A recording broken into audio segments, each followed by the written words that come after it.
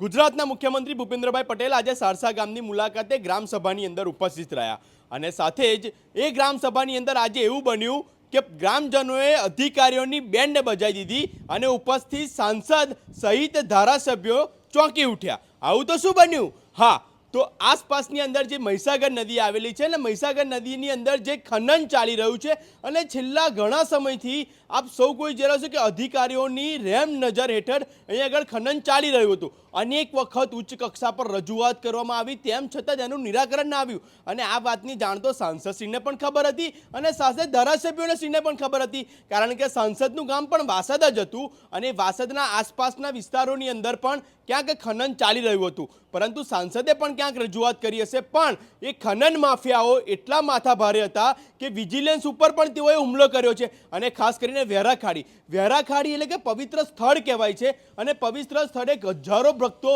શ્રદ્ધાળુઓ ત્યાં આગળ મહીસાગર નદીની અંદર માં મહીસાગરની અંદર જે સ્નાન કરવા માટે જતા હોય છે અને ક્યાંક છેલ્લા ઘણા સમયથી ડૂબવાના બનાવો જે બન્યા અને જેને લઈને ગ્રામજનોની અંદર એક આક્રોશ જોવા મળ્યો હતો, ત્યારે તો આજે ગ્રામજનોએ કહી દીધું મુખ્યમંત્રીશ્રીને કે અહીંયા આગળ ખનીજ માફિયાઓ બેફામ બની ગયા છે અને કોઈનું સાંભળતા પણ નથી। જુઓ આ વિડીયોમાં કે મુખ્યમંત્રીશ્રીએ શું જવાબ આપ્યો અને આગામી સમયની અંદર હવે આ ખનીજ માફિયાઓ પર અને આ ખનીજ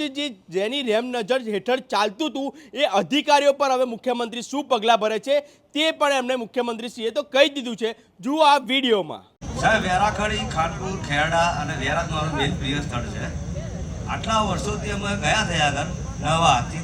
વર્ષ પહેલાની અમારી છડે તે અમે 10 નાવડી આમ ફરતી હોય, 10 નાવડી આમ ફરતી હોય, એટલું ખનન થાય છે અંદર ભૂગરો નાખી ખાનપુર, ખેરડા, વાસદ, વેરાખાડી બેન વકલાડી રાજુ પર આવી જાય એમાં, પણ મેન કારણ વેરાખાડીમાં અમારો જીવ આરામ જોઈએ રિસલનું અમારે નજરે જોયું છેલ્લા મહિના એટલું ખનન કર્યું છે એનું કોઈ માપ નહીં। મહિના એટલું ખનન કર્યું છે એનું કોઈ માપ નહીં। અને એક આ નદીમાં જે ખનન થાય છે